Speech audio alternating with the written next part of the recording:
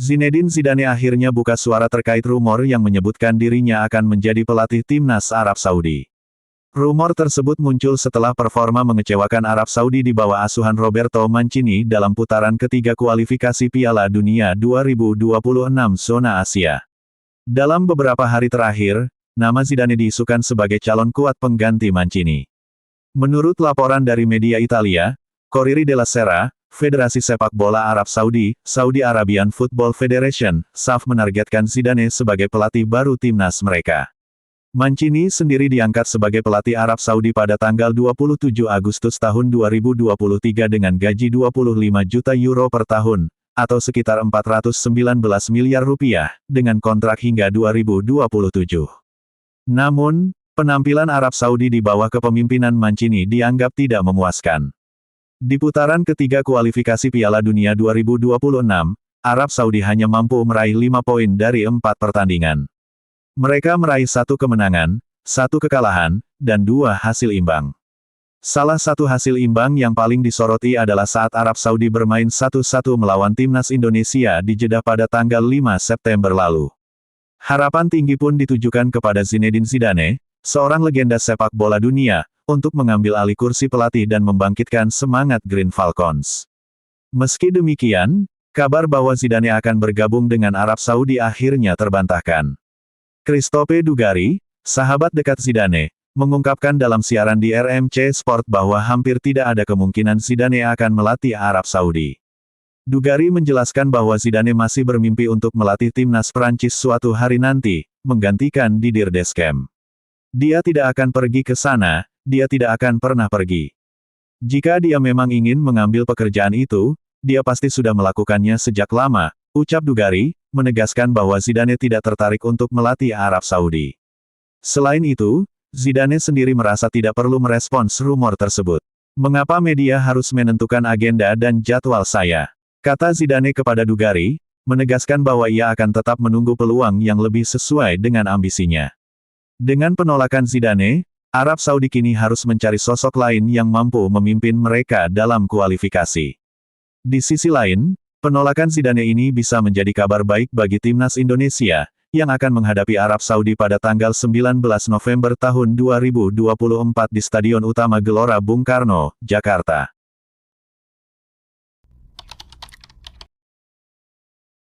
Permintaan Bahrain kepada AFC untuk memindahkan venue pertandingan melawan timnas Indonesia pada tanggal 25 Maret tahun 2025 mendatang telah menimbulkan sorotan dari berbagai pihak.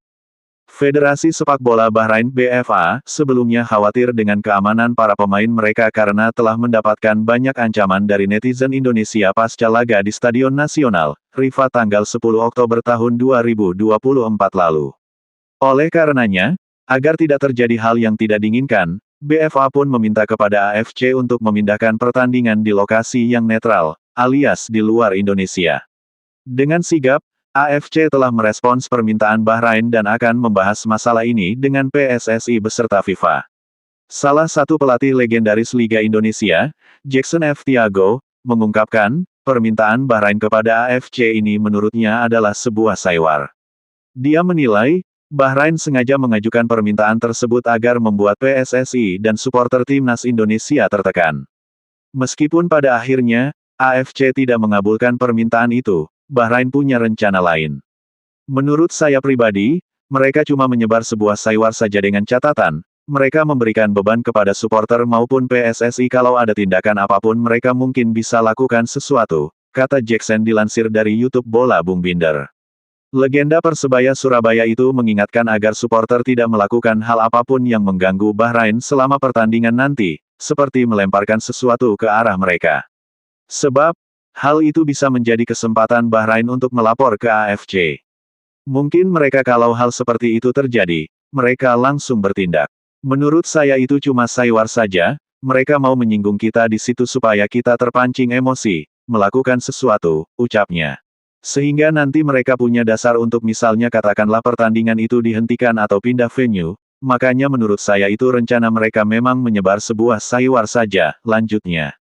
Lebih lanjut, Jackson memprediksi AFC dan FIFA tidak akan memenuhi permintaan Bahrain. Karena, sampai saat ini, pra-Piala Dunia ini tidak terjadi kejadian apapun di sepak bola Indonesia. Makanya menurut saya mereka menciptakan sebuah suasana yang dimana kita terpancing emosi, kita tahu ya gimana kita orang Indonesia gimana kalau sudah diganggu sedikit, amarahnya keluar, ungkap Jackson F. Tiago. Sehingga nanti terjadinya sesuatu, mungkin di situ mereka bisa memanfaatkan kejadian itu untuk pindah venue atau apa, jelasnya.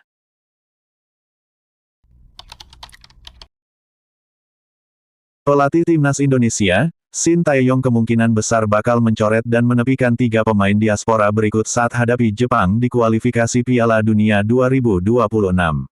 Siapa saja mereka? Pada Jumat tanggal 15 November tahun 2024 mendatang, Timnas Indonesia bakal melanjutkan perjuangan mereka di kualifikasi Piala Dunia 2026 putaran ketiga dengan hadapi Jepang.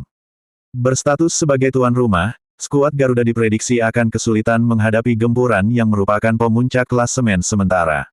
Total dari 4 pertandingan yang telah dijalani, Jepang belum pernah tersentuh kekalahan dan hanya sekali kebobolan, bahkan satu-satunya kebobolan yang tercipta ke gawang Jepang adalah berkat bunuh diri pemain mereka sendiri saat hadapi Australia.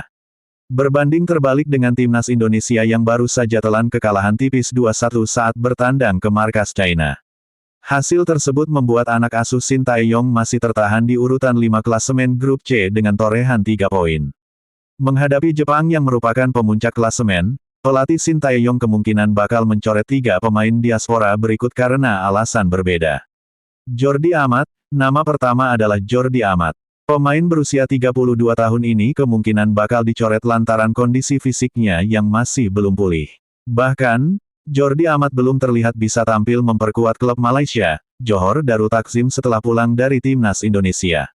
Jordi Amat sendiri mengalami cedera jelang laga melawan China dan harus pulang lebih dulu ke Malaysia. Dengan menumpuknya stok pemain bertahan dan ditambah kehadiran Kevin Dix yang segera dinaturalisasi, sepertinya Shin Tae-yong tak akan mendapat banyak masalah jika harus mencoret Jordi Amat. Jordi Amat sendiri mengalami cedera jelang laga melawan China dan harus pulang lebih dulu ke Malaysia.